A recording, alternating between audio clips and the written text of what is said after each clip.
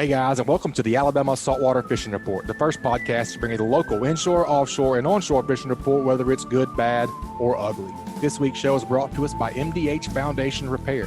If your home is experiencing foundation problems, MDH Foundation Repair has the best solutions to fix it right and fix it now. The problems you see are only going to get worse, so don't deal with inefficient, unqualified, and pushy salesmen trying to sell you overpriced foundation repair products. The professionals at MDH Foundation will ensure you have a remarkable experience from the first meeting to the finished product. MDH Foundation Repairs redefining the construction industry and protect your most important asset, your home. Check them out at mdhfoundationrepair.com. I am Butch, Thierry, and I am joined today with Captain Richard Rutland. How are we doing today, Captain Blood? What's shaking, Hoss? I'm doing pretty good, man. Just been doing a little outside work today. Had a cancellation because some guys couldn't get to their house that they were renting this week. Yeah. Down at the island due to the storm. So I've been building a new chicken coop this morning, and it's Nice. Just about finished, man. I love starting a project and then getting done with it's always very gratifying. Absolutely, definitely gratifying. Well, I got a boathouse you can come help me build since Sally decided to rip off the roof of her. Oh man, that's no good. No good at all, man. No good at all. Well, how'd everybody do? Everybody fared down there well with y'all? Sally was a little bit more intense than anticipated. For sure. Yeah, I mean, nothing like family-wise, nothing too bad. Down at the island, the rodeo site took quite a beating. Yeah. We had a lot of tin ripped off the building, a lot of water inside our building and whatnot. And on the drawing board right now is to build a new building. Not sure how quickly that's going to happen. COVID is making that a little bit more challenging than anticipated. So not real sure what we're going to do, but we're going to have to do something different than what we've been doing as far as our structure goes. It's not in good shape at all. Dang, man. The island took quite a beating. Took a beating, big time. For us, I would say, Mobile Bay, Dolphin Island, Mobile probably dodged a bullet to an extent with not having the storm surge. Gulf Shores, Orange Beach didn't get so. Oh, no, not at all, man. Gosh, I hate to see all that damage. It breaks my heart. My thoughts and prayers go out to everyone over there. And man, got affected, man. It's devastation. I mean, it went down to the island Wednesday and just terrible. Rough, man. There's nothing to say about it. Rebuild and that's the coastal living, I guess. I mean, yeah, that's the price we pay for living in a beautiful place. Yep. Is we have to deal with that. Like you said, it breaks my heart for a lot of those guys in Gulf Shores, Orange Beach. It's awful. One of our contributors had a boat sink. Dustin Bedgood, I think he lost his bay boat that he fishes out of, which is terrible. Then there's a lot of charter boats down there. If you look at it, the way they had it projected kind of hit in Louisiana, and then it started sneaking east, and then came on in and intensified right before it hit. Those guys really couldn't do anything at that point. It's not like you can just jump in your boat and boogie somewhere else. You're kind of stuck. It's a bad deal all around, man. I hate it for everybody that suffered any kind of damage, but my heart is, with the charter boat guys that can't make a living right now. It's awful. That's right. Yep. I think your dad and your brother fared very well. Yep. Yeah, they got out, had a good plan, and was able to get out. And luckily, yeah, I think I just saw a text where your brother's looking for a place to pick up and drop off. And Dolphin Island Marina didn't do so great. It'll be a little while before you can get in and out of there, I'm afraid. Yeah, I think the JC is going to end up helping out Skipper and your dad for when they got to run trips. They can come around and pick up over there. So awesome. You guys also helped out on the island on Sunday as well. Didn't y'all smoke a bunch of butts and give out a bunch of food? Yep. Took a short nap, I guess, either Friday night or Saturday night. Woke up about 12:30 and drove to the island. We smoked Boston butts all morning, and then served about 600 meals down there on the island to all the linemen and that's awesome. People anybody who needed a meal. We had hot food for everybody, so it was great. Yep, that's awesome. Yep. Thank you guys for doing that for sure. Man, it was fun. Well, what else, man? You've been fishing? What you been doing? I went last Friday. I went fishing. I tried to go chase some ling. I always feel like it's a 50-50 chance whether you're going to crush the fish or strike out behind a storm like that, because you never know where it's going to move fish around to. Mm-hmm. And I was on the strikeout side. Uh-oh. Yeah, there was a pile of ships out there in the at the anchorage. I think I'm just guesstimating there was anywhere from like 18 to 25 ships anchored up out there. Well, I guess they couldn't come in for 4 or 5 days. That thing lasted forever, it felt like. And or they probably maybe kicked them out of the port too. I have no idea. Yeah, that could be as well. Well, dang, man, that ought to start sparking off anytime soon, you would think. Yeah, it's very, very late. If it's going to happen at all, who knows? Oh, come on now. Don't say that. But the ships there was nothing on any of them. You know, I probably looked at a dozen ships and didn't mark any big wads of cigar minnows or hardtails or even the little hornbellies, no bait whatsoever. And even the rigs were a little bit jacked up too. Not a lot of life around any of it. So it must have all kind of got displaced. There ain't no telling, you know, that's a lot of water moving a lot of different ways. Man, it was wild. I know you and I were texting that morning after the storm, how it just sucked everything out of all the rivers in the bay. Yep. Dude, it was weird. Yeah, it was really neat to kind of see. It was. Some places like around Dog River and whatnot, or most of the pictures I saw were from around Dog River. And, man, what I would have done to have had like a little John boat to go around and kind of look, because when the water's 4 or 5 feet low like it was, golly, you know, you could have found some honey holes. Yeah, well, you learn a lot about the bottom structure and whatnot. Yep. And most of the time it'll just be like, oh, that's why those fish are in that spot. You know, there's a bunch of shells on the bottom, or there's a couple of rocks, or hey, there's a bunch of stumps on the bottom, something, you know, stuff like that. It's kind of neat to see. But yeah, it's very neat. Yeah, I think that's what kind of saved a lot of damage. Oh, no doubt about it. You didn't see boats strewn all over the place, or it wasn't a lot of dock damage or anything like that. It was all wind damage mostly. So, yep, agreed. But, I can't remember the other storm. I'm trying to think. We were kids when the one that came through that did that. It was like George or Danny. One of those. Danny was late 90s. Yeah, I can't remember which. All I remember about Danny was it sat on Mobile Bay and dumped rain for like a ridiculous amount of time. That's right. I don't remember the bay being dry, but yeah, could have been one of those. Danny or George, man, it sucked all the water out of the bay like this one did. Weird. Hurricanes are weird. Yep, and then crazy phenomenon.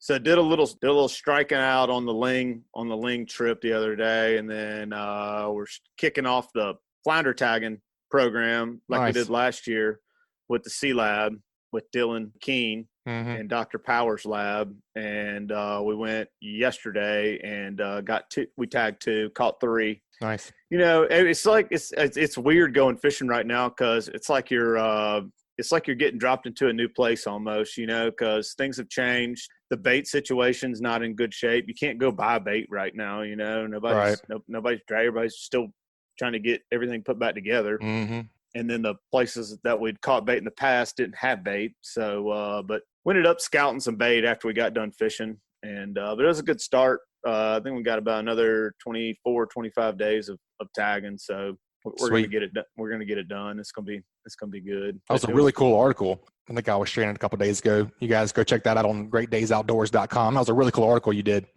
A lot of good information in there. Oh yeah, for sure. Yep, but I'm ready to get after it. We got flounder tagging Thursday and Friday this week too. So hopefully this weather's going to let us go fishing. Yep, for sure. All right, man. Let's go down and see what David Thornton's been up to. Let's get us a pier and beach report. Old Pier Pounder, how you doing, sir? You gonna give us a good report today, or what? What you got? Yeah, I can report all you want to. I can't speak from personal experience. You know, nobody's had much of an opportunity to get on the beaches yet, and certainly not on the pier except for a few workers. But things are coming together pretty quickly. It sounds like it's a fast-moving scenario, which it often is after these storms, and getting good information is as important as finding out, what's going on. And, everybody talks about storm stories, I guess is what it would be. And after you've lived 50, 60 years, you start to, it's like they really stick out in your mind. You think about the big highlight storms in the past and your memories and what was peculiar about this storm or that storm. or what was familiar about them, different damage patterns or different quadrants where the storm was coming from, how fast they were moving, how much rain it dumped, how high the winds were and the waves and stuff like that. And it gives you an idea of what to expect maybe later on in the weeks following and, in the months and things like that. And we've got plenty of examples I think we can discuss and draw from and, kind of give our listening audience an idea of what we can expect in the time coming up here. Yeah, that's awesome. I think they would like to hear that. All right. This storm to me was a lot similar to some of the other slow-moving hurricanes like George's, or in particular, there were a lot of parallels to that.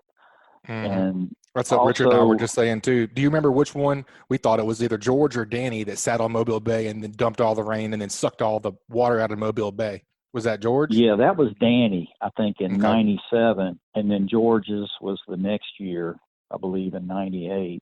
Gotcha. And both of those, were real big rainmakers, just as this one was.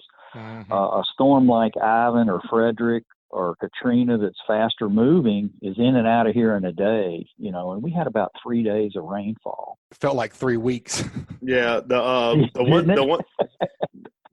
one thing I noticed, I was sitting there like probably exactly like you, Pier Pounder, sitting there watching my phone, looking at the tide gauges, looking at the wind at everywhere, and it was funny watching the buoys drop off. Like Katrina Cut dropped off, Middle Bay Lighthouse dropped off, east end of no, I think Middle Bay stayed up. I know the east end of Dolphin Island and Fort Morgan dropped off, but it looked like we had anywhere, like in Mobile Bay, had anywhere from about 80 to, like 70 to 90 knots out of the northeast for like 14 hours. It's like northeast to east wind for 14 hours.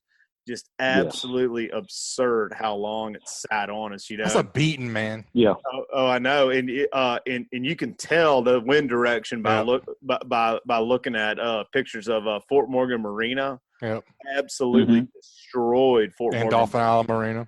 Oh, and Dolphin Island Marina, yeah. But, like they lost their dry storage over there at Fort Morgan. It toppled over, boats piled up all on top of each other. It looked like the boats and, from the pictures you saw, it looked like the boats are like stacked in there like sardines, like all on top of each other.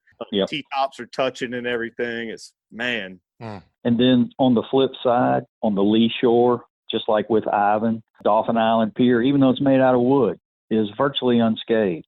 Saw that. Yep. It's really just awesome, that a wooden pier can survive that on a sandbar in the same conditions. And it's the difference between being on the lee shore and the windward shore in a situation like that, especially hurricane-driven winds, or even like you're saying, over 100 knots can pile up that water immensely. A lot of documentation was made in the approach day prior to the storm about the water being blown out of the bay in the northern part of the bay. And it was just astounding. Low level tides like we haven't seen, in 10 years or more. And folks were just shocked at how low the tide did sink to, and then it, started filling back in as the wind shifted finally. Yeah, so I was looking at those tide gauges, and up at Mobile River, it dropped. It was either, I've got a screenshot of it on my phone, but I was looking at the actual, at the gauge, and it went, it's either 5 or 6 foot below zero. Mm-hmm. Zero down. At Mobile River, and then Dog River hit like almost 4.5 feet below normal. Below zero, which normal is above zero. Mm-hmm. Mm-hmm. And then it was wild to watch it the next day. Like you say, fill back in. It came up 6 feet, and it's either 2 or 4 hours. I can't remember. But, I mean, like, it's just probably never seen an incoming tide that hard ever. Yeah. That hard. It was just like, it kind of looks like a graph or whatever, and it was just, like, streaking up, Yeah. It was unbelievable. Before we went to bed, we're going, all right, high tides are going to be around 9 or 10 a.m., and it hadn't made the easterly shift yet. And by the time I went to bed, I was like, all right, if we can get past high tide tomorrow without a bunch of damage, we'll be all right. And I woke up and all the water was gone. I was like, something happened here. Huh. Yeah, I'm happy to yeah. hear. It was an excruciating wait, wasn't it? It was. I saw a quote by Chris Vecce the night before. He said, "This is like being stalked by a turtle." Yes, and that's true, man. That's a pretty good one, man. Except the turtle was like Gamera or something, right out of King Kong. I mean, a Godzilla movie or something Yeah. with all the destruction that it caused.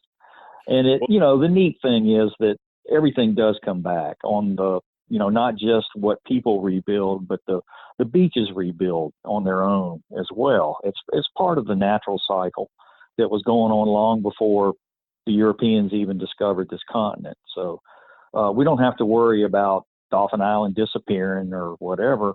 Things are going to change, sure, but they kind of stay the same at the same time. That we can expect that some of these sandbars are going to rebuild, and I do know. I mean, the week prior to the storm, there were just some beautiful little pockets along the beach where you had nice deep beach troughs that you could literally stand on a point and cast over underhand to 6 feet of water, catching nice whiting, even pompano, and I caught a nice permit down at Orange Beach, and big bluefish, 3-pound plus bluefish, and it was just a ball. And but it can't go on forever, and now the water is messed up. All that rainwater's got to go somewhere. So it's going to take. Sure. I'm thinking, a couple of weeks for the salinity for all that water to kind of seep out.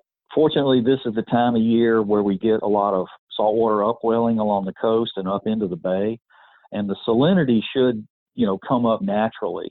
And depending on how much, rainfall that we have upstate and all, like Richard was talking about, that we could, it may play out pretty close to, it may normalize faster, I guess is what I'm trying to express. And and the same with the Gulf beaches as well.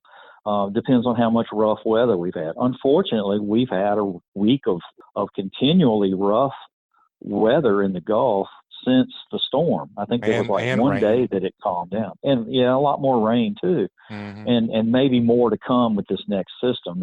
It's hard to determine yet how that's going to play out, but it looks like it'll stay a little further to our north and west, and we can sure hope, because we've more than had our share. And especially the further southeast that you go in this area, Orange Beach, reported almost 30 inches of rain, Dauphin Island 20, and even here in Mobile, it was like 4 to 6, even 8 inches in some of the southern regions that had more rain during those 2 days as the storm made its, turtle approach to the coast.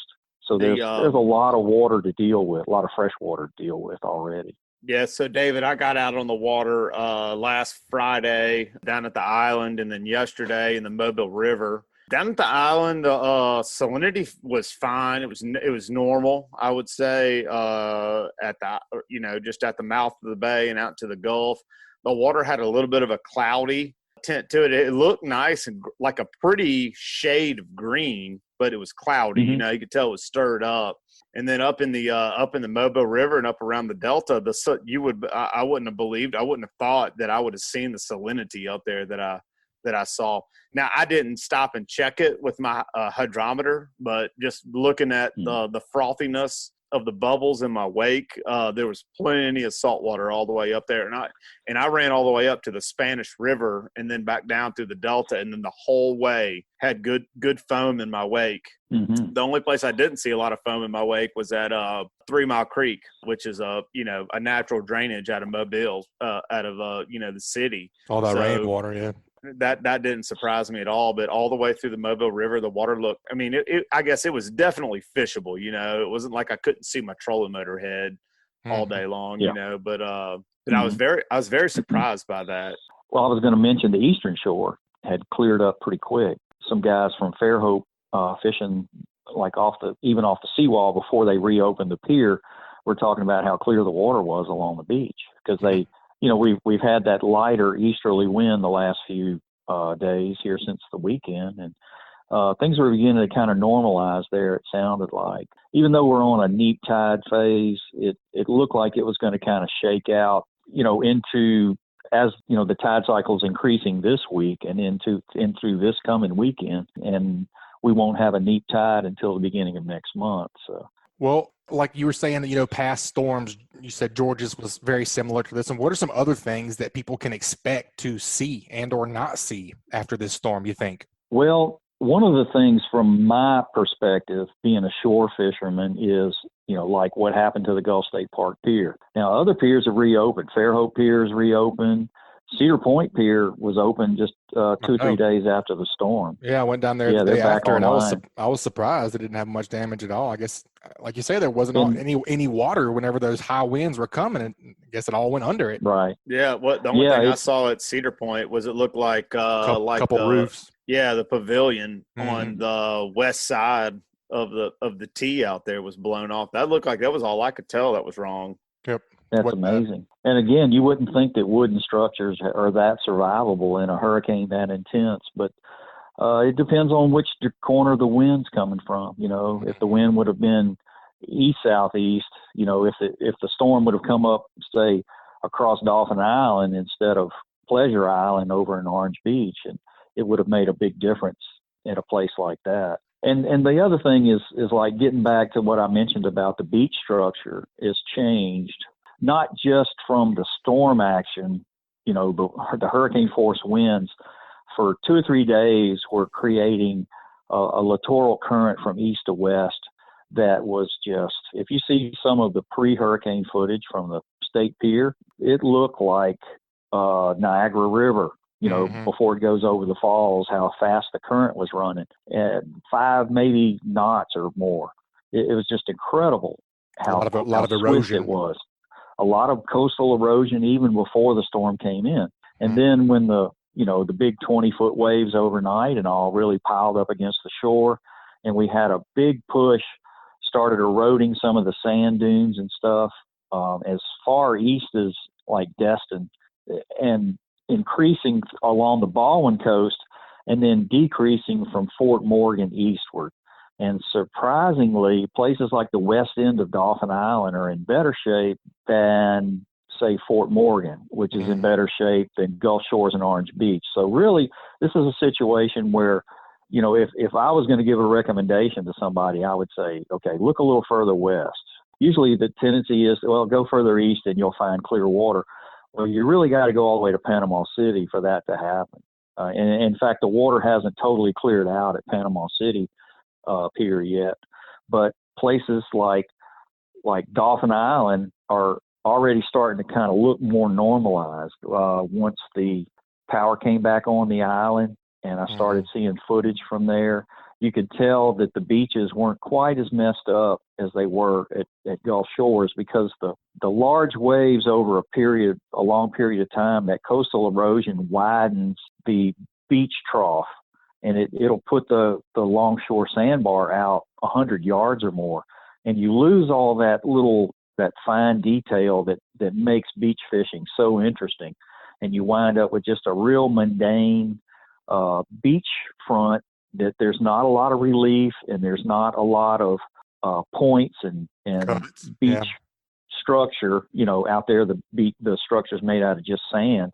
So it's subject to move overnight in a big heavy wind and current like that. And it takes time for that to rebuild. It'll be months before that really rebuilds, but by the spring, it'll look pretty normal. And for now, though, for the short term, the places that have more interest would be, like the structures around Fort Morgan, the beach structures. And by that, I mean any remaining sandbars that are within casting distance of the beach, and places like the spit on Dolphin Island. And that was one interesting thing too, because of the way that where the eye came ashore, the winds were predominantly northeast and then turned north overnight at hurricane force. And it actually cut about a quarter mile, from what I could tell, off the eastern tip of the spit towards that new emergent Pelican Island that's out there. Mm-hmm. So, Richard, you know where the vegetation ends on the spit south of the pier? Yes, sir. Okay. And during the summer, that sandbar had extended out over a quarter mile from that point to the southeast towards the lighthouse. And most of that is gone now. It's underwater. And so it's like expanded the area that's shoaled up. You know, you can still see waves breaking out there on the cam on top of the condo, but you can tell that you can't walk out there anymore. I don't know if you went around to the south side or anything. On last Friday when I was down there, I could tell that, like exactly what you're talking about, the spit that goes out kind of pointing to the southeast was definitely beat back a lot.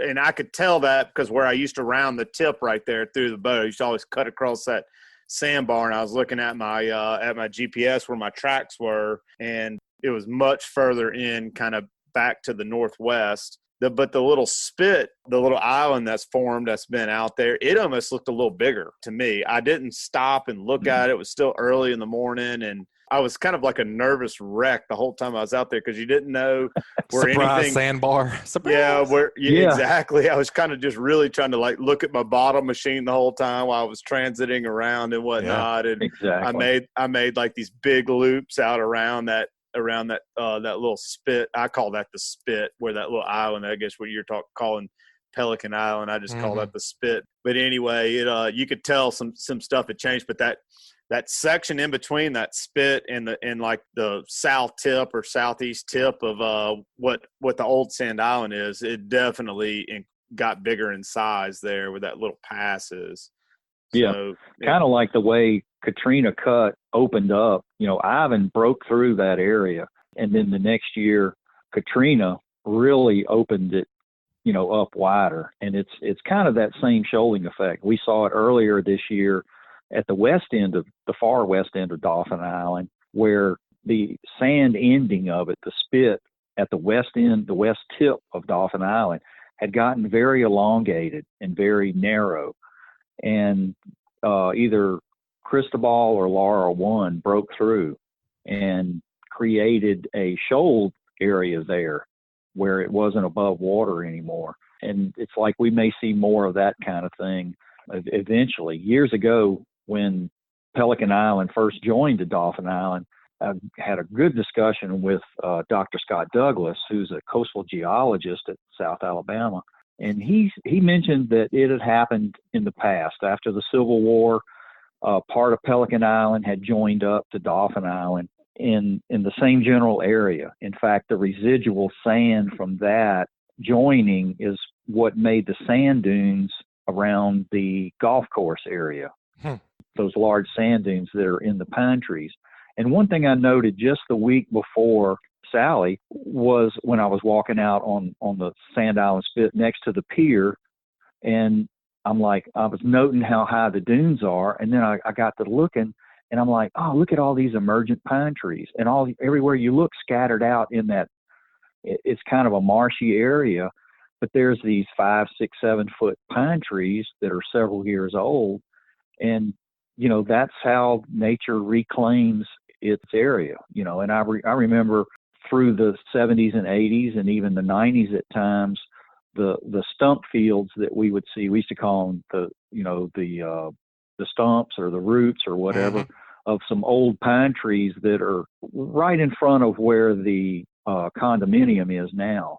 And that was good fishing in there. Those got a good surf spot right there. We used to call that break the stumps. Yep, I remember that. That's it. Yep, and that persisted, you know, for years before it got covered up. And of course, I think it was after Hurricane Georges in the late 1990s was when they started to harden the shoreline there, because the erosion had gotten back to the point to where there used to be 3 shelters there on the public beach. Yeah, the little gazebos. Yeah, I remember that. It used to drop off really bad right there. Real steep right there. In fact, one of them fell over into the sea. It was totally undermined. And the same thing almost happened to the Dauphin Island Pier.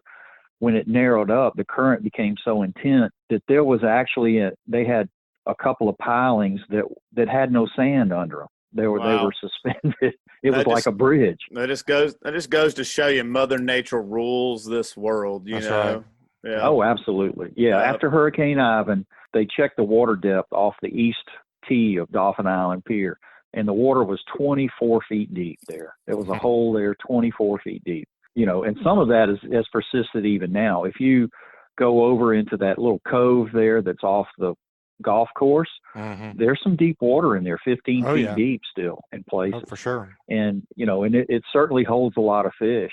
And strangely enough, because of the quarter from where the wind was pulling from, that area remained relatively unchanged, as did the backside of the spit, southwest of the pier. That changed very little. But like Richard and I were discussing, that point out there that caught the full force of that driving hurricane force wind and tide coming out of Mobile Bay, it eroded a quarter of a mile of that, sand structure off practically overnight, or certainly within a 2 or 3 day period. So, just some amazing changes can take place in a short period of time with a storm like this.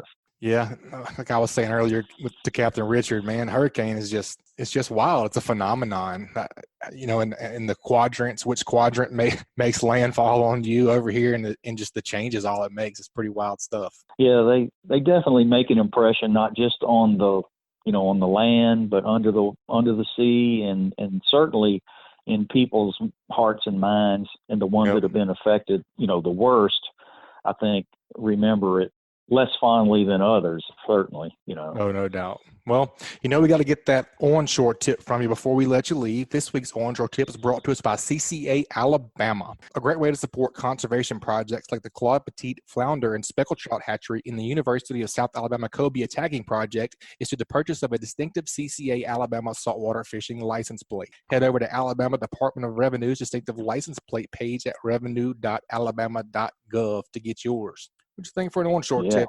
I would suggest that, like I alluded to earlier, folks may want to consider maybe fishing Dolphin Island before they go to Gulf Shores and Orange Beach that are still struggling with, rebuilding. What I'm seeing from Dolphin Island, it sounds like things will, normalize a little bit faster there. And certainly the beaches were more protected, as we were just discussing. And also Fort Morgan, which is more isolated, so it may take a little longer for the things to be restored there. We've seen in the news, just like I mentioned at the beginning, this is a fast-moving situation, and there's a lot of people working really hard to get things normalized as quickly as possible. And also, on the political aspect of it, people are pushing things to move along and get back to normal too. For instance, Mayor Tony Kennan from Orange Beach had said that he wanted the beaches reopened in Orange Beach Saturday the 26th after the governor's closed beach order expires. And I would expect that there may be some things that happen on Dolphin Island similarly. I understand the road is cleared all the way down, but they're having to spend time, clearing out the side streets and the driveways also to get the access open to the primary. Their concern is for the landowners and the renters to have access before they reopen the park at the end of the road. But certainly the facility in the middle of the island, which is relatively undamaged of all of them, is probably the least, and it also offers the most beach area to explore and get back into fishing. There's a couple of nice sand features out there that should hold some fish. And also, if it becomes available down Fort Morgan Road, that may open up as well. The more primitive sites are probably going to be the ones that historically have opened up first. The sites like Mobile Street, the No Name Road that don't have facilities or buildings nearby or trees nearby. The far east end on the east side of Perdido Pass may open up, for instance, say before somewhere like Cotton Bayou does. The pier is going to probably be delayed for a while.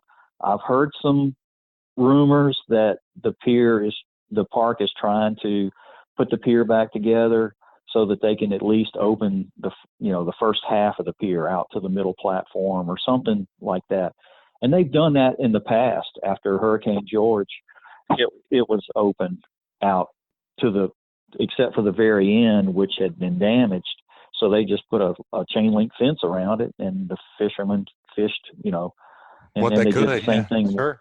Yeah, you just fish what you can while the plans are being made for the rest of the pier to be made. And now that the construction crews have moved out, perhaps the pier parking lot will become open again. Certainly the pavilion will, where there wasn't as much damage there. But one thing I had noted is that the park access points had been closed. Like some of the walkways and stuff were damaged, so those may be roped off. You just don't know till you get there and a chance to explore. But certainly the damage on the actual beach itself, as you went further east in Alabama, the worse it is. Even into Pensacola, they're still having problems with normalization. Navarre is pretty much getting back to normal. Fort Walton Beach eastward is probably essentially back to normal for the most part by now. And on the west side, Dauphin Island I would expect would open up and normalize faster than Orange Beach and Gulf Shores. For sure. And maybe even Fort Morgan, and Fort Morgan more so because of its remoteness than any other reason. They're still having some issues with having to put new poles in and stringing wires and getting people hooked back up to electricity. So those are, and nobody wants to get in the way of these people that are, come from different states and stuff to try and help us out in this, natural emergency. So yep. We, certainly want to do that. And we don't want to, trample on somebody's private beach and stuff like that gives fishermen a bad name. So just, I would just beg patience, and things will open up as quickly as they can, because the need is there. People, they've lost enough resources and time this year with the COVID and all the closures that they've had, and the last thing they need is another storm to deal with. And no doubt, we've been fortunate with the previous ones, and this one we got smacked pretty good. But the beaches come back, and Mother Nature is so resilient and self-heals in so many ways. It may take time, and some things are never exactly like they were, but it changes. And in the long run, you see, these new changes you may enjoy even more than the way it was. No doubt. Well, Mr. David, we glad to have you back on the show. We enjoyed that. That's really good stuff, man. All things to think about. I mean, things you got to think about. Beach access is going to change. Beaches are going to be closed and all that. So we appreciate you being, giving us the rundown. Buddy. Yeah. One other thing I wanted to mention too is that, several of the bait shops were severely affected as well. I'm not sure to what point yet. I haven't had an opportunity to call around and find out if the local bait shops in Gulf Shores and Orange Beach, how badly they were affected. But you may want to think about that. If you're Certainly used to fishing bait shrimp or something like that, maybe the places on the causeway, if they have bait available, you might be better off trying to get your bait there instead of waiting until you get to Gulf Shores or Orange Beach. I think Jemison's, had water in the building, so I don't know if they've reopened yet. Have you guys seen that? Have they reopened? I haven't. You know what that sounds like to me, Pier Pounder, is these fishermen are gonna have to tune up their artificial game, man. That's it. That artificial fishing is way more fun than the bait fishing. Okay, no doubt. People listening to me right now, I'll be like, huh? What you talking about, man? But do you do it and get good at it? Man, it's a ton of fun, man. Well, Pier Pounder, we appreciate you having us, having you on and giving us dropping all that good knowledge on us. But we'll catch you on the flip side, sir. Yep, get back out all there right, soon, buddy. Us old guys are still good for something. I'm glad to hear it. We can't let you young bucks have all the fun. That's right. Yeah.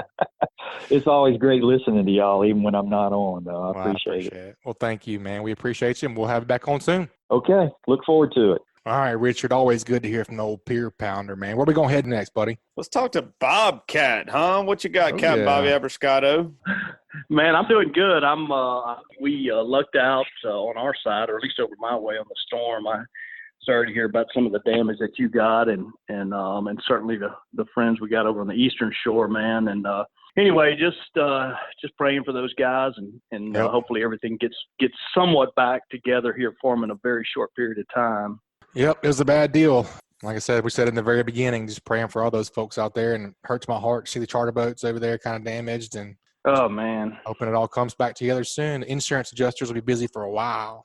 You got that right. Yep, you are right about that. Well, what you been up to, buddy? What you been catching? Give us a post-Laura rundown. Well, I was going to say I'm going to get myself in trouble. I started to say something about it was a female, so but right. I'm sure we have plenty of female listeners. So Path of that one was destruction. that one was one of the words that I probably shouldn't use on the radio. So we'll just whatever. That's right. But yeah, dude, I got back to it right back not too long after the storm. Got back on the water on Saturday. The storm hit on Wednesday, and got a few things together on my boat, and got it once I got all my cleaning up and so forth, and family's help done, and I got back on the water Saturday, and it was just, there was no big changes. Everything was, we always think after these storms, and oftentimes there is a change. You go in expecting to see, messed up water possibly, or just big pattern changes. Because the other thing that happened, and we'll talk about in a second, is a big water temperature change.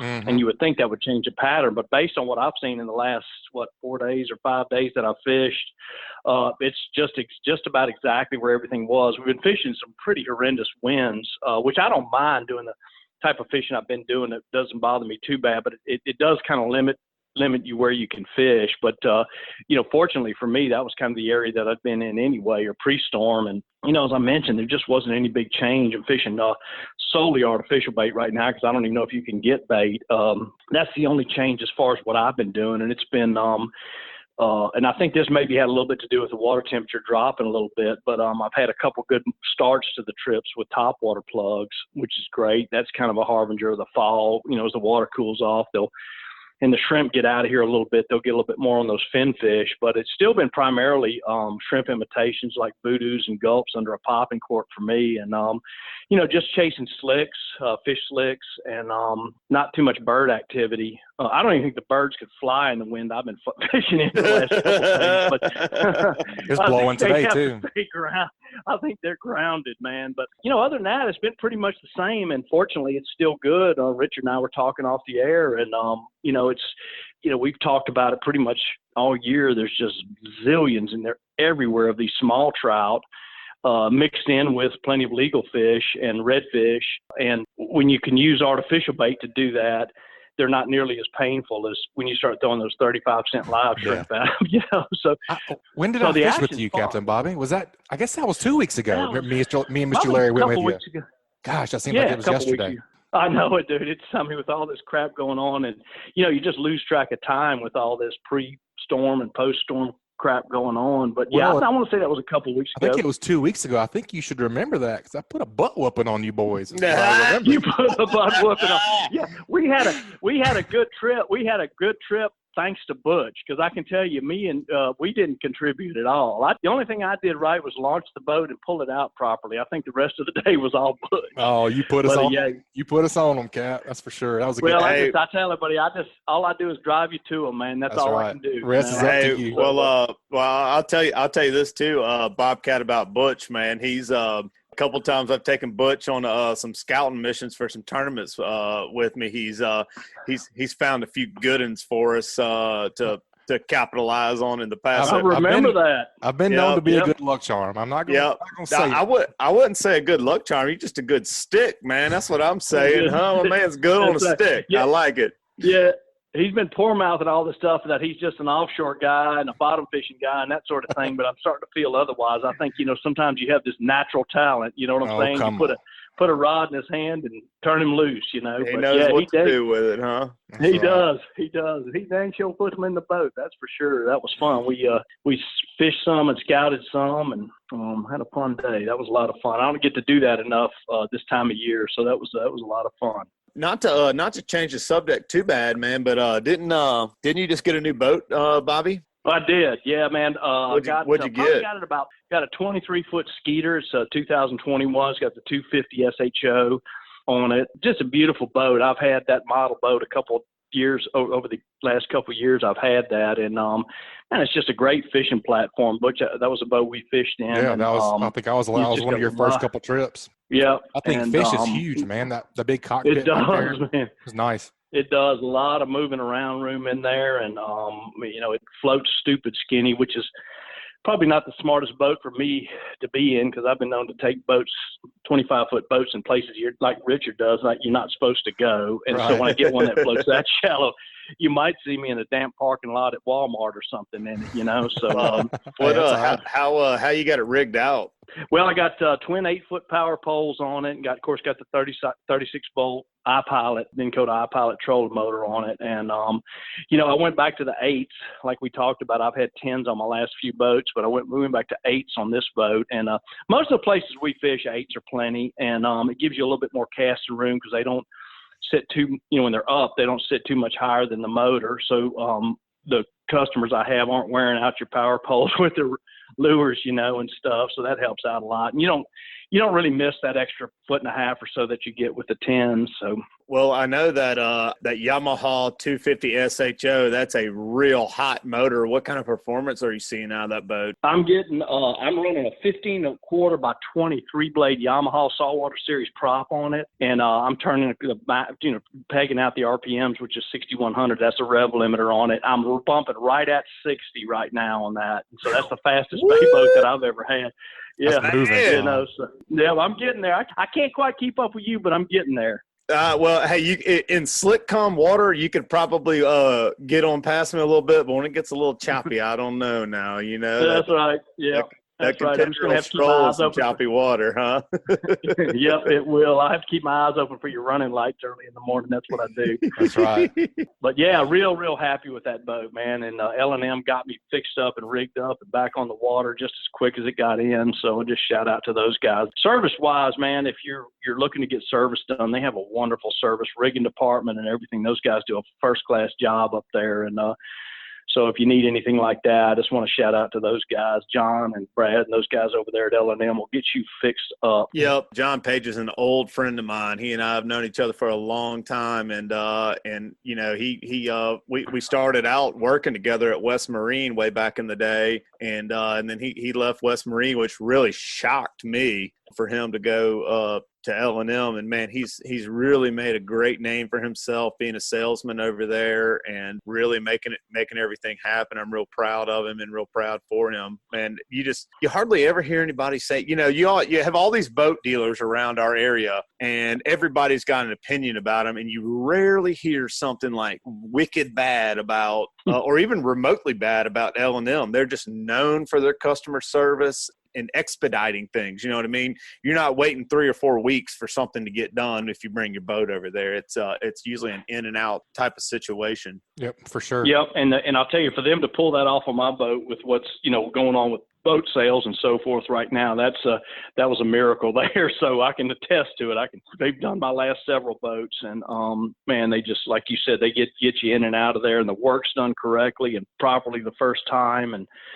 anyway, and they do work on Yamaha, Suzuki, Mercury. They can work on anything as well as just about any boat. And as far as rigging goes, they can get all that done for you too. Well, sweet. Well, getting back to fishing, where I know you know where you're catching some fish right now, which is most likely down the southern part of Mobile County here. But where are you going to be looking to next as we approach fall with these water temperatures starting to drop and approaching fall here? The days are starting to get shorter. We just had the first day of fall was 2 days ago. Yep, so 2 days ago. Yeah. What's on the horizon for you? Well, actually, I was going to try the next scouting day I had. I always do it. We always do it too early, but going up there and I was trying to fish more up in the northern part of the bay and the Delta area is obviously on my mind. One of the things I was sweating with that storm, and I know this sounds selfish. I almost hate, a little bit embarrassed to admit it, but one of the reasons I was hoping it'd go a little bit further east as far as the rain went is just so it wouldn't flood that Delta, because everything right now is in shape to really have a good fall up there. And I hope I'm not putting the whammy on us, but, we just didn't need all that rain to go up on the central to west side of Alabama and up into the eastern side of the western side of eastern side of Alabama and the western side of Georgia, because that's what floods our Delta. And right now everything is right in. And there's a lot of shrimp up there. There's a lot of clear water. And it looks like right now, based on the river stage forecast, that we're not going to get any runoff. Now, the system that's coming through right now might dump a little bit of rain up that way, but it doesn't look like, again, I don't want to put the whammy on us, but it doesn't look like it's going to be anything real heavy. So, if we can dodge this thing here, we haven't had a good Delta fall and winter in 2 years. Been a couple years. Yep. Been a couple years. When I say not good, it's been non-existent. Really, Nothing. literally been non-existent, compared to the way it can get. And as we all know, that thing up there, that's a treat. When that thing's on up there, it's just so vast, and there's so many places to fish, and the fishing gets so good. It's God, just something that everybody. Doesn't it make you really think, like, just these past several years, man, of it being kind of off up there? Golly, we took it for granted for so many years. Yeah. And, you go up there, I don't know, between the two of us, we've caught thousands of fish each season up there almost, and then to it be non-existent the past couple of years, just really been a heartbreaker. But, I was just kind of looking at the radar here a little while ago. We were just talking about beta. Yeah, we were just talking about whatever, they're calling beta. And it's kind of looking like it's going to take a line. Hopefully it's going to land rain like on the north side of Birmingham, hopefully, which, is kind of exactly what you're talking about. Hopefully that trend will continue and it won't flood us out real bad, but it's a big long stretch of rain. So hopefully we'll dodge it. Hopefully we'll dodge another bullet, but like you said, let's not get too hasty, huh? Right. Let's keep our fingers crossed, that it does. And, and if it's a small runoff, like it was something that maybe we could get by, especially this early in the fall. And I say this early, I know we're at the end of September, but, really, like I was just talking about, we always push that. We're trying to get up there in October, and it's still, it's cool, but it's not gotten cold enough to really get them up there. If we can get through, the rest of this month and maybe even early October and get it drained, I still think there's a chance that we'll have a good fall and really more into the winter. When it really gets good up there, Richard, as you know this, man, it's those mornings it's good up there, dude, is when you got ice on the deck of the boat. Leaving in the morning, there's a little ice on the dock, and you're leaving. That's when it gets good. You know what I'm saying? When it really gathers everything up, those first good hard cold snaps, and those really typically don't occur until late, at the earliest late October, but usually it's even more into November. And if we're not flooded through then. Yeah, that's what I always think is November. It always, and I always feel like with that, we're following the fish up. You know what I mean? They're going to start to move to the upper part of the bay where we're catching them like well below the causeway, several miles below the causeway. And then as it cools off and cools off and cools off, cold front after cold front, we start to follow the fish on up above I-10 and all that up there. So that seems to be the trend. Yeah. And I'm looking forward to it. Yeah, me too. And, and then just touching on what you were talking about earlier is everything's in position. Just a second ago, is everything's in position. The stuff that's a few miles south of there is where it's supposed to be. And we were catching fish, within sight of the battleship, and still could be right now. I feel like if we didn't have the wind directions we're having, but if you had like a westerly component in the wind or just no wind, I think you could get up within sight of the interstate right now and be catching fish like we were a month ago. It's just, again, fishing the last week or so, and prior to that even, where we've had these really strong east winds or easterly component winds, that's just not the area you want to be in, Yeah. So everything's there. When I was flounder fishing yesterday for the Sea Lab, we just started our tagging trips for flounder. I was throwing my cast net for some pogies and finger mullet and whatnot. And one cast I caught about a dozen shrimp in, and I was north of the Cochran Bridge. Nice. Sweet. Up there, yeah. And there's kind of small to medium size white shrimp, but man, it was that I was just, when I saw those shrimp popping around in the net, I said, oh yeah, here we go. Yeah, that's it. Yeah. And I'd heard stories about that, that shrimp, there was lots of shrimp up that way, so that's good to hear too. And again, it's got to keep our fingers crossed that we get through this one right here, and we'll see what happens, Well, all in all, though, all the way up so far this year, it's been a good year. It's not been, to me, a banner year, but when you compare it to the last, say, 5 years, it's been one of the better years, I feel like, certainly from a quantity standpoint, never having days where you're not catching a lot of fish, and and there's still plenty of quality around, So, we're everything's primed for it to be right. We'll just see what happens here in the next few weeks. The day after I fished with you, Captain Bobby, pre-Salley, me and Captain Patrick went up to check our pumpkin patch up there with some slick lures, and man, we wore them out. It was awesome. That's great. I've heard some great reports about the red fishing up that way too. They can tolerate lower salinity levels, and they're very opportunistic feeders. Whereas I think the trout in our bay, the whole key to not that they won't eat anything else, but the whole key to the movement of the trout in our system is the shrimp movement. Whereas redfish are, they're going to eat pretty much whatever's in there. I always think of them like a herd of grazing cows. They're going to eat whatever's in their way, and that's good to hear, because I've heard your report, and then I've heard a couple others up there that it's just been fabulous as far as the red fishing goes. Yeah, I had never done any of that stuff up there. You guys talking about Whackin'em in the fall, and I've never done any of that. Just being recently getting into the inshore game. Man, it was fun. We got there on that sight casting platform he puts on there, and literally our first 2 casts, we're cruising, looking. He's like, all right, this is good grass, and we're looking. I'm like, there's one right there. I get ready, and he goes, there's another one right there. And I go, holy crap, there's 50 of them. Dude, the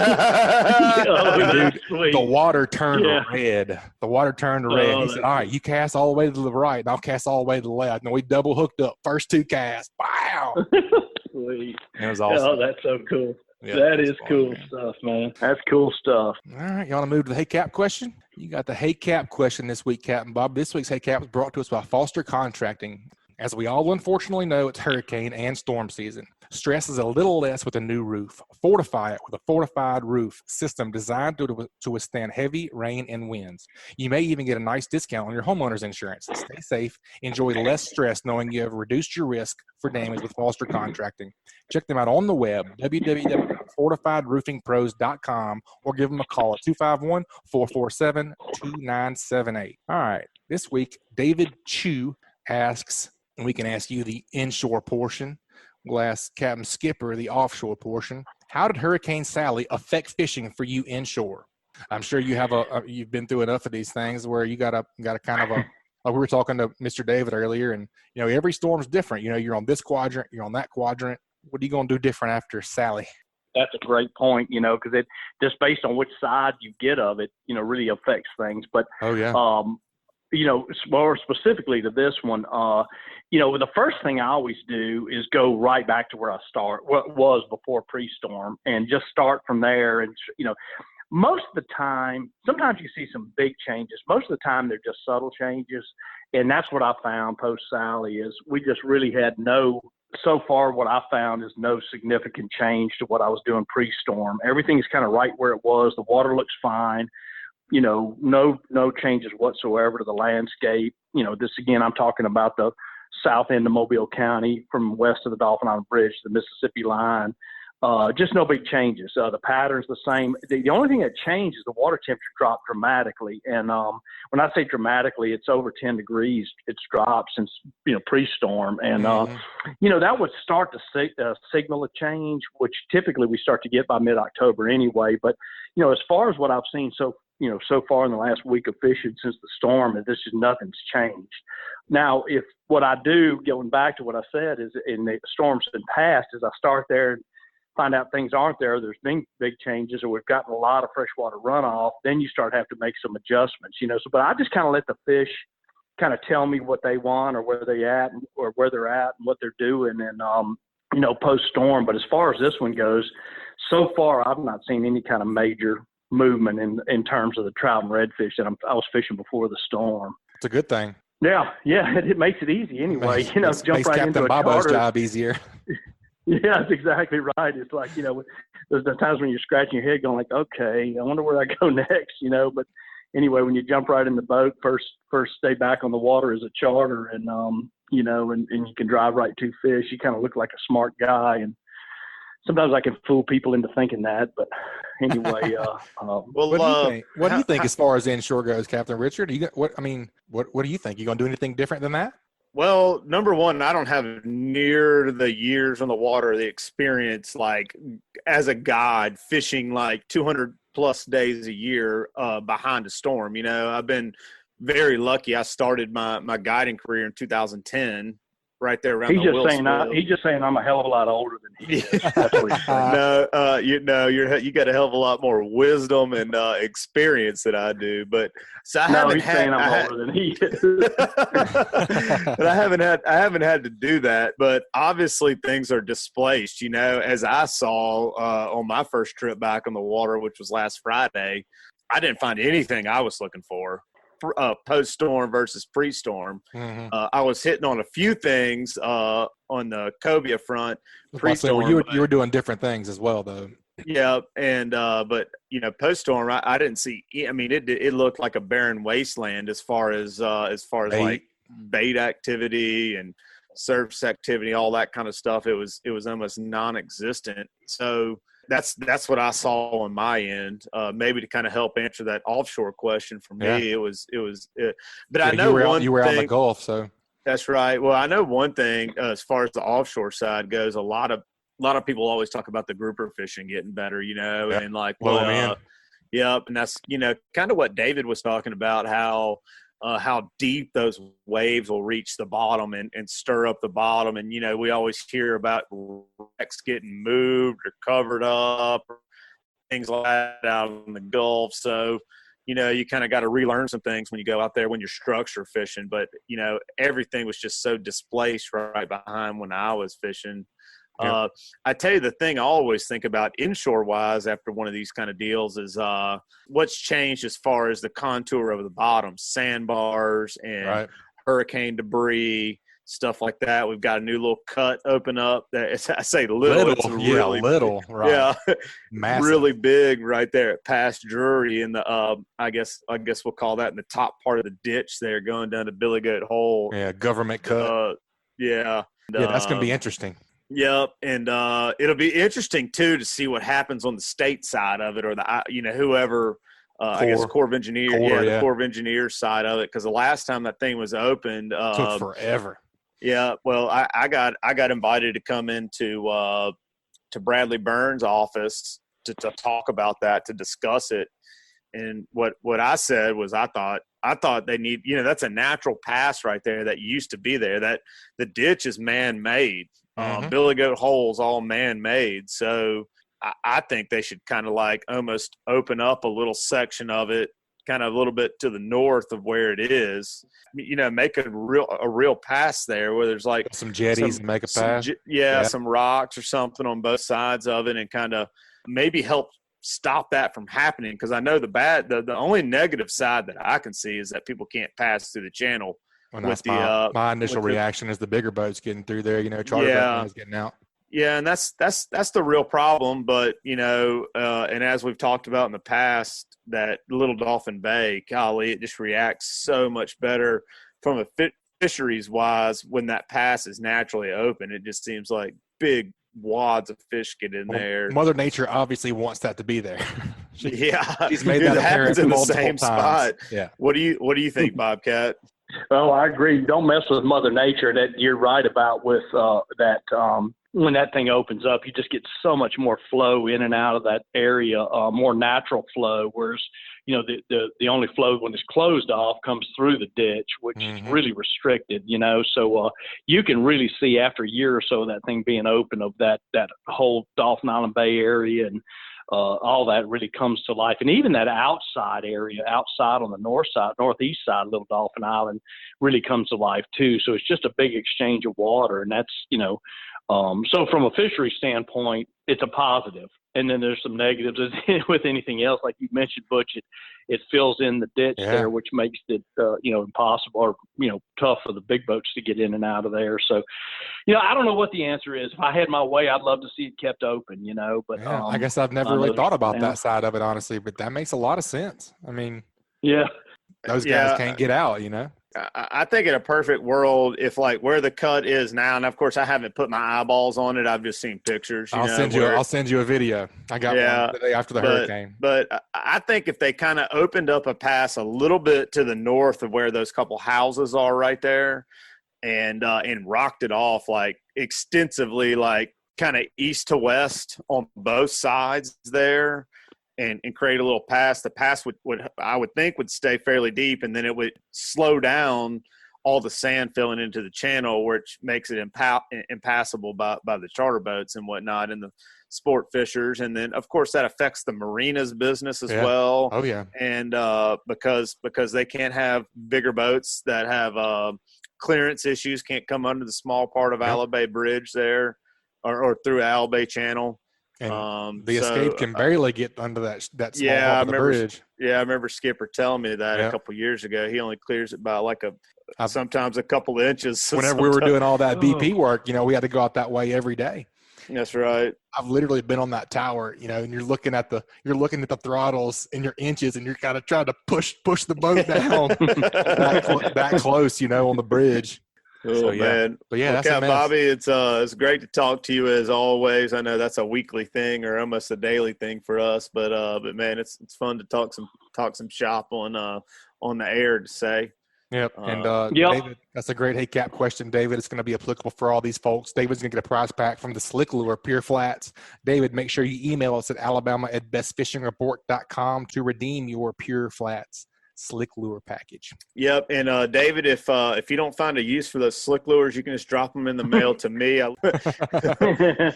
Captain Bobby, how does somebody get in touch with you if they want to book a trip? The best way is just through the website, which is ateamfishing.com, all one word. And then there's a contact us tab on there that'll go straight to our email with a little whatever you want to call a form you fill out that gives us, you can request dates and so forth. And then of course, for us older guys, the phone number's on there. You can pick up the phone and dial, and Miss Kim will get you fixed up. Awesome. Oh, man. Appreciate the knowledge, Captain Bobby. Thanks, guys. Thanks for having me on. We'll talk to you soon, buddy. Keep whacking them. All right, Richard. It's always good to hear from old Captain Bobo. Dude's a wealth of knowledge. If anybody's going to know where fish are inshore after a hurricane, I got my bets on Captain Bobo. How about you? Man, that old hound dog's got a nose on him for a speckled trout like I ain't never seen in my life, man. I'm just taking notes every time I talk to him, Still. Hound dog. I like it. All right, man. Well, let's go see what it's going to be like offshore, or what we think it's going to be like offshore. Let's head down to Dolphin Island Marina and talk to Captain Skipper Thierry on the escape. Captain Mike Fishing. How we doing today, Captain Skipper? All good, guys. Good, man. Just trying to get life back together and get back to work. That seems to be the general consensus for everyone, man. We've already thought and prayed about 10 times today, making sure everybody over there is going to be all right, and here as well. It's a mess, but all we can do is rebuild and kind of get our stuff back together and trying to get some sort of normalcy, That's right. Yep. Well, pick man, up the yard first, so you feel good when you get home, and then that's right. Start at the homestead. That's my strategy. Start at the homestead and work your way out. Right. Yep. Well, I'm glad you guys fared well. Glad the boats did well. I guess kind of the thing we want to talk to you about, man, is I know the snapper days are coming up. What is that? The second week of October? That's right. 10th, 11th, and 12th, I believe. Yeah. So we got some snapper days coming up. I know there's going to be some guys doing some bottom pounding coming up. I guess we want to pick your brain about whenever you're heading back out to spot fish, artificial reef or even natural bottom, what are you looking for or not looking for? How do you even approach?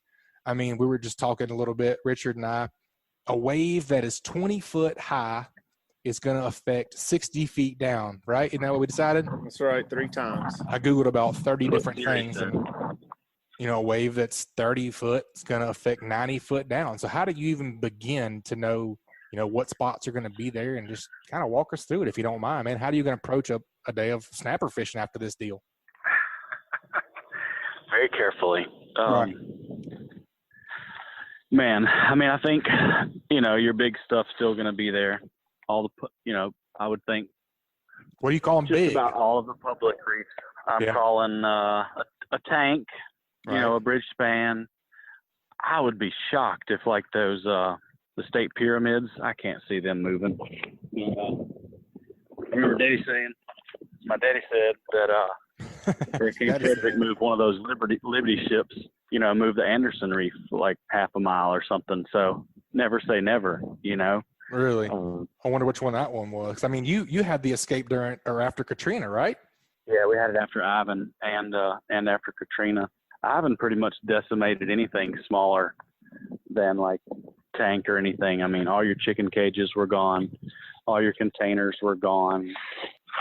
I mean, just anything that wasn't, bridge rubble, tank, super that kind substantial. of thing was moved. Right. So, I don't know how the wave heights in this storm compared with Katrina, but I know we had, what Richard said, 30 foot was the biggest he saw.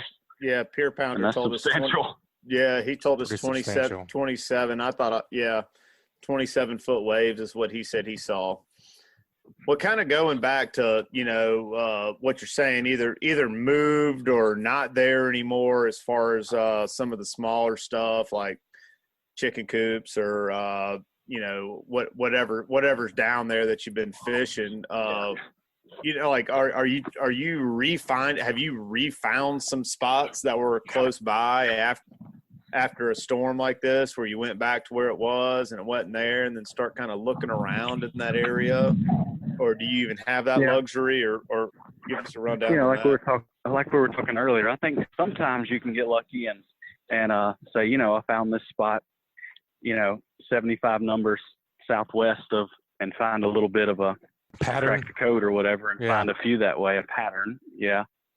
But then some of them, there's just no telling, in my experience, it's just almost impossible to say. Some will be there that you don't think would survive, and then something that you just know is not going to move will be gone. Just like one house will be gone, the next one right next to it's perfectly fine. True. Yeah. And I've you said chicken, we said chicken coop a little while ago. I think like the life expectancy of a chicken coop on the bottom's only 5 to 8 years, something like that. Is that about right? Probably so. And a lot of them are dilapidated anyway with the lack of, rebuilding like that in a while. That's right. When you got to think, man, the saltwater's so hard on stuff like that. Like, for sure. Once you get a few years in, who's to say when you get those waves rolling along the bottom, especially the ones in a little shallower, like just crumble. They don't just dissipate, and break up and become nothing basically, but. True. I put out a whole load of coops right before, I think it was right before Katrina. 20 of them, never fished them, everyone gone, Yeah. So they had to find them somewhere else, Yeah. But I think that's something we're going to have to do is put some more spots out this winter where we've been a little slack on that the last few years, with fishing being so good and no storms. And hopefully other folks will do that as well, And I think a lot of especially the homemade stuff, the chicken cages and all was kind of, like I say, it was kind of aging out anyway. Right. Get a new batch of good stuff, maybe some heavier stuff, make sure it lasts longer. Yep. Well, hopefully we don't have any more storms to wash anything away for a long time. Well, what else, man? What else are you looking for when you go out there right now? I mean, Captain Richard was saying there's no bait right now. Or in his experience, he went out to the ships. He didn't go out that far. Anything else? Just anything to help anybody? Man, we're supposed to jack fish on Sunday, and so I was not pleased to hear that about the bait, but maybe it'll have settled down by then. That was a week ago. Man, like Sunday morning, if we get to go, I'm just going to be super cautious with everything, I mean, we're not going to be going down government cut down the ditch because it's blown out. Just going to be super cautious of debris and go a little slower, Yeah, and probably my strategy is going to be to fish some stuff that I feel like I know is going to be there. Big stuff. And hopefully do a little scouting too, Sure. I mean, you got to do a lot of looking, I would think. I remember deck cannon after Katrina and Ivan, and I remember hitting 10, 15 numbers before you even found a dang fish. Well, when you found it, it was good. Right. So maybe I can have a little bit better report for you next week. But right. Hey, it is what it is. I think any help, like I say, with the snapper days coming up, go for bigger stuff, I guess. Hey, Skipper, speaking of jack fishing, how has it been for the later part of this second part of the season that we've gotten for amberjack? Has that been good? I know a lot of people are really struggling in the early part. of the season. Finding numbers, but not a lot of size. Yeah.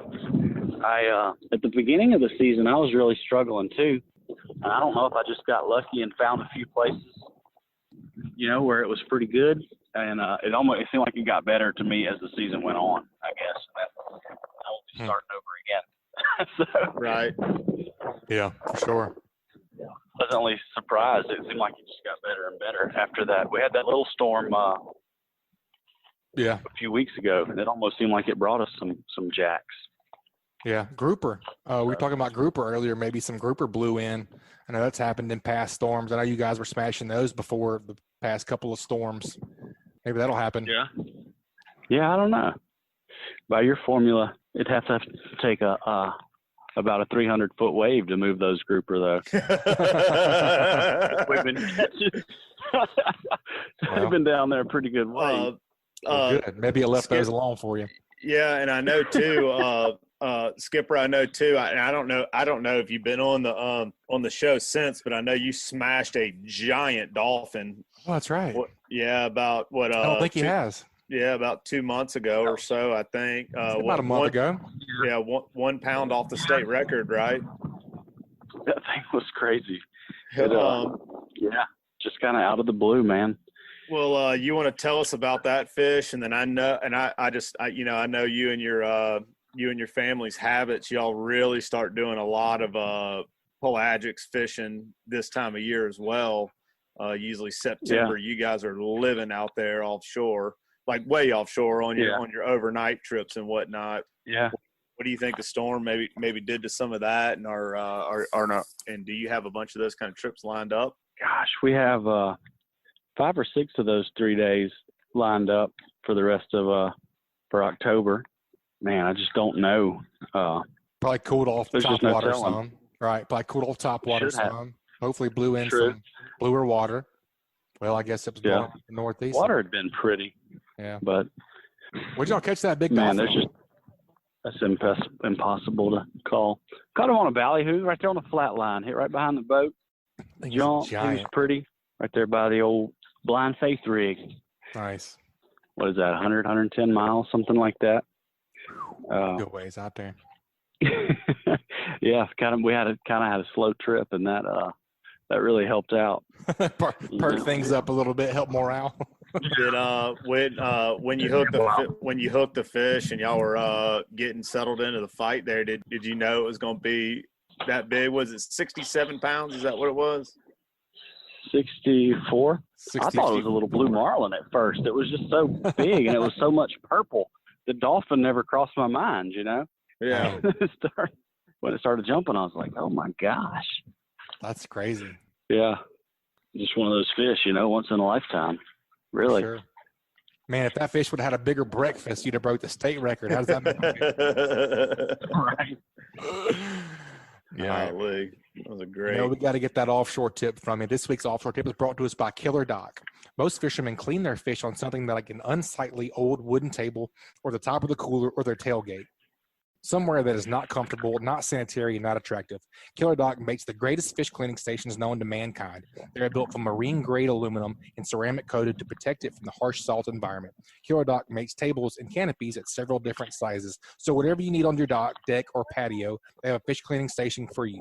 Check them out at KillerDock.com to see more. What do you think for a tip this week, Cap? Man, I think it has to be the navigation, all your navigational aids and all after a storm. Richard was saying the ship channel out past the lighthouse was all, a mile off station even. As I was coming in, like under the Dolphin Island Bridge, all those buoys, if you'd have followed the buoys instead of looking at my plotter where they should have been, you'd have ran smooth the ground. They were way off station. So I would just say, trust your equipment and just maybe have 2, double check. Right. Have several different things. Go a little you're slower. Checking. Yeah. Yes. Go a little slower. Just be careful. It's don't rush anything. There's no sense in. I'm going to be tiptoeing on Sunday. Yeah. For sure. The one thing I think about when it comes to that like I was kind of talking about it earlier in the show is when I went fishing for the first, time or two after the storm, it's like I almost treated the water in the area like I had never been fishing there before. Like, even though I had run through that area 500,000 times before the other day, I treated it like I had never been there before. So, well, everything's changed. There's sandbars where there weren't, and there's channels where there weren't. And I took my time.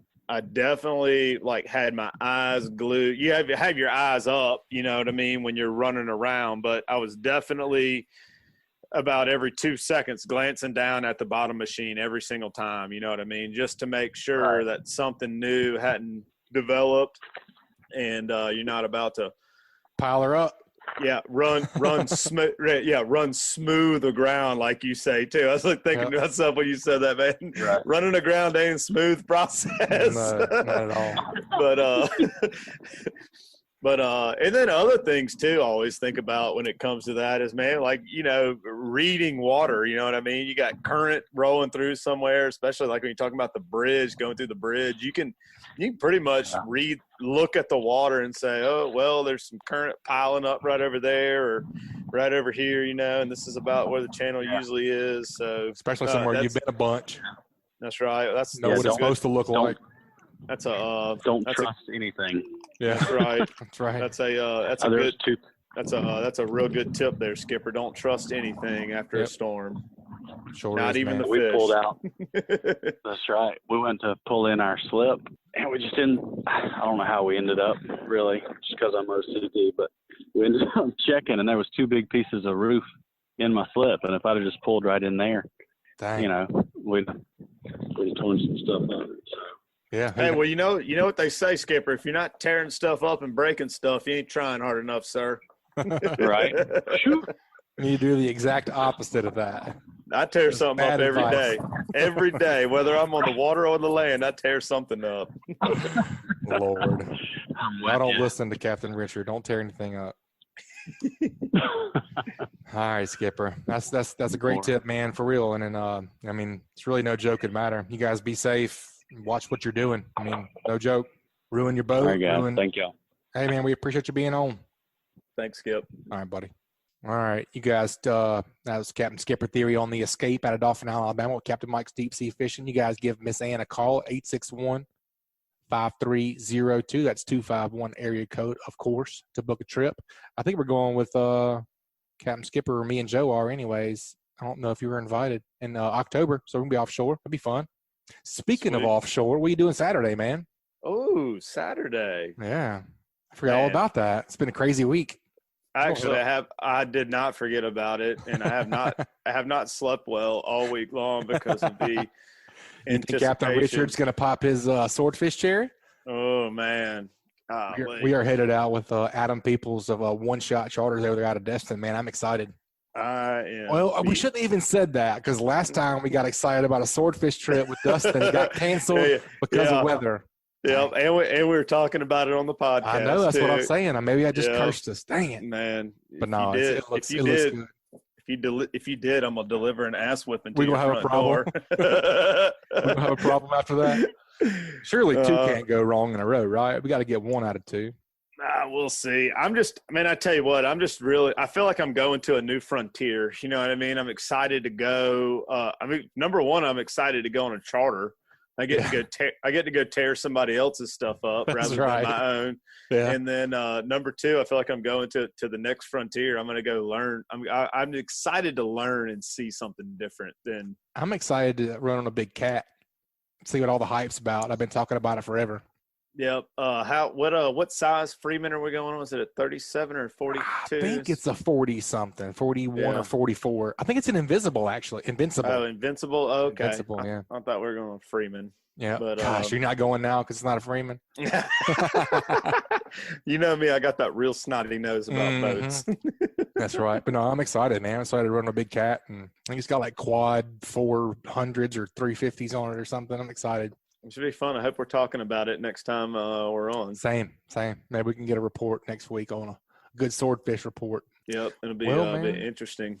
It will. It's supposed to be like 1.5 foot. It's gonna be beautiful. So I'm excited about that. I'll get our brains beat out. And we're going fishing with beautiful Joe Baya too.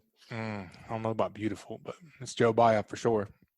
Nah, I'm excited, man. It'll be fun. Yep, me, you, Joe, and Jay from KillerDock. Have a good time. Well, we got to do What Did You Learn before we leave, man. This week's What Did You Learn is brought to us by Hilton's Offshore Charts. The days of heading out and blind looking for good fishing areas are pretty much over with. Don't waste your time and money on fuel searching for fish. You need the most highest resolution images to know only where to go, but only where not to go.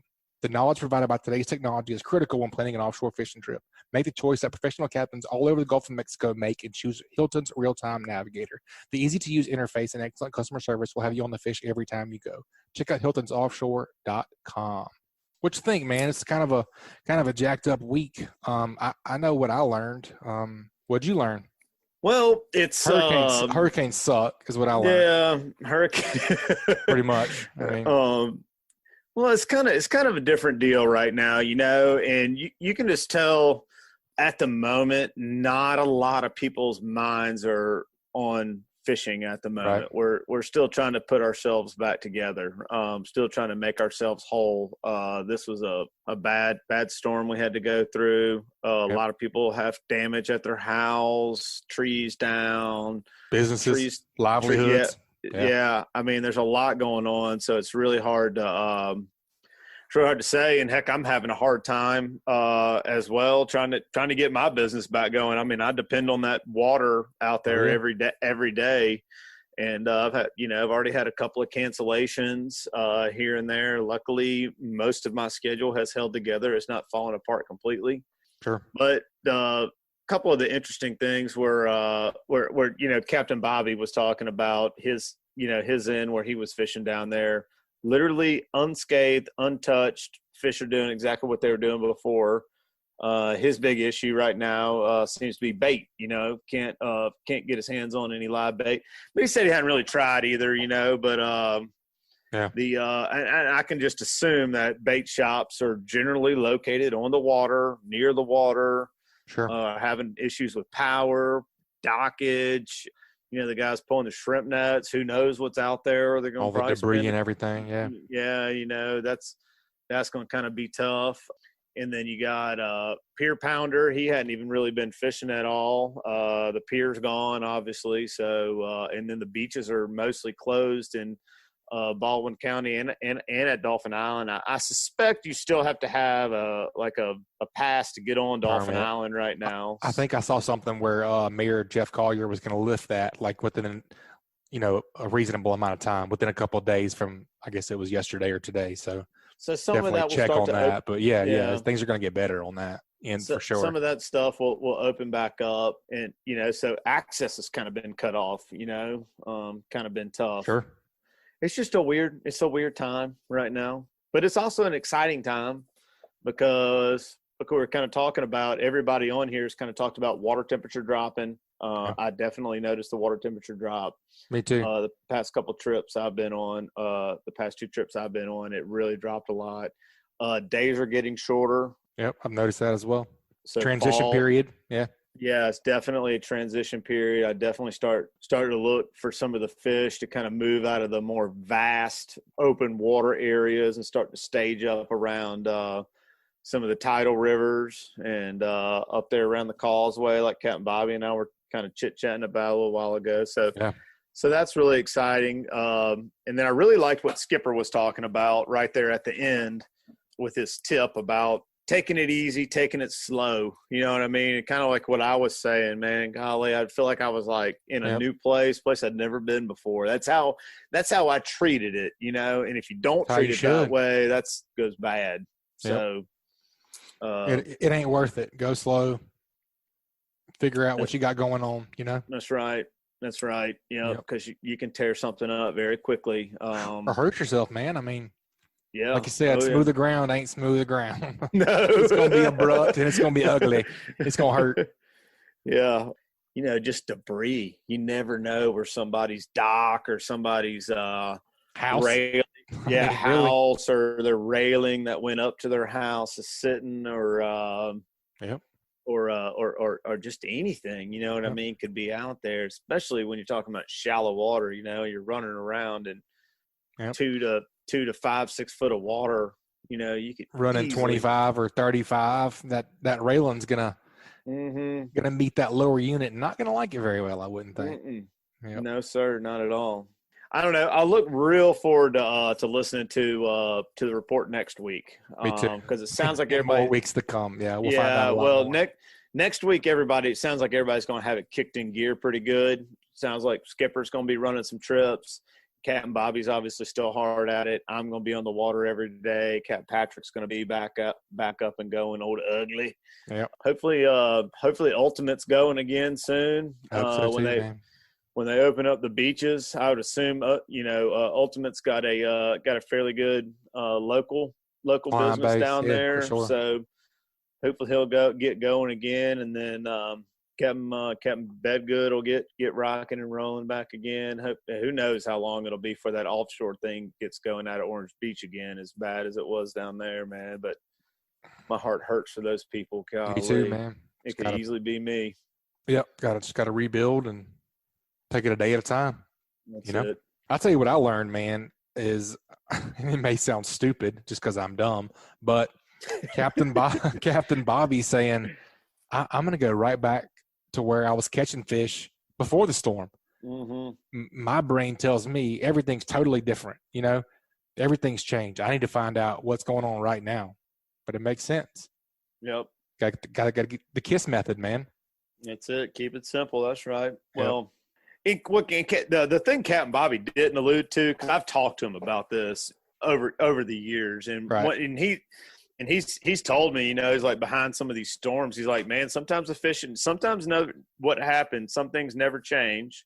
And then he says sometimes it'll be whacked out for a couple of weeks before the inshore fishing starts to kind of come back together. Kind of all just depends on how bad it is. Well, that's what I'm saying. Maybe it stayed the same because we got the water sucked out instead of the huge storm surge, you know? Yep. Just we're on that different quadrants, you know, like we were talking about different storms, do different things. So I tell you what I was kind of thinking about too is, you know, when all that water got sucked out, man, you have to think there had to have been some fish flopping around somewhere. I mean, in those deep holes, there's going to be fish. Wherever there was water, there had to have been some type of fish. You know, you think about, you know, I saw a lot of pictures from Dog River, and you think about Dog River is only like at its deepest place, you know, maybe 10 feet deep upriver, you know. A hole somewhere, Cat. There had to have been every single fish in Dog River in one little spot right there. And, you know, they got to eat at some point. Who knows what kind of fishing it had been during all that, you know? Oh yeah. Well, we'll know next time. I got us a vessel for that now. We'll figure it out. Oh yeah. The river rat. I can't wait. All right, folks. Hey, Captain Richard, I appreciate you being with me today, man. It's fun. Man, it's a great time as usual, man. Folks want to get a trip with you. What's the best way to book a trip? Man, coldbloodedfishing.com. You can get on there, find my contact info, shoot me a phone call, text message, email. Any of those ways are good. Hit me up on Facebook, Instagram Messenger. All cold-blooded fishing. That's it, cold-blooded fishing. Cold-blooded fishing.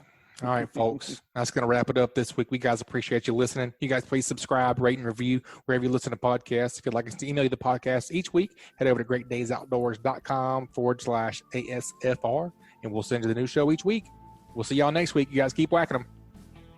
This week's Alabama Saltwater Fishing Report has been brought to you by Daycool Heating and Air, your home performance specialists. Contact them at 251-260-3858 or check them out online at www.daycoolair.com. License number AL07028.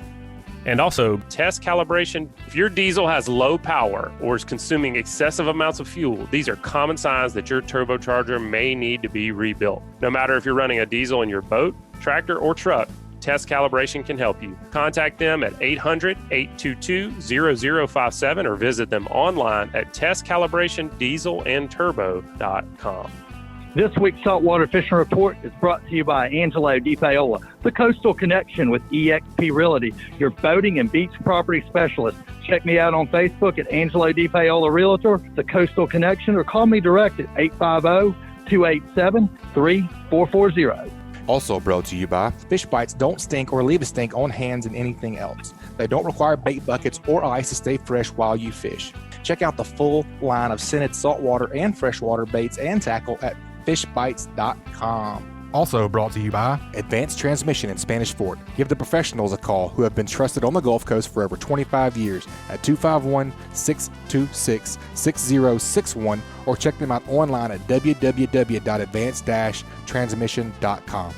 Also brought to you by Coastal Conservation Association of Alabama. Check them out at ccaalabama.org. Also brought to you by Cold Blooded Fishing and Captain Richard Rutland. Check them out at coldbloodedfishing.com.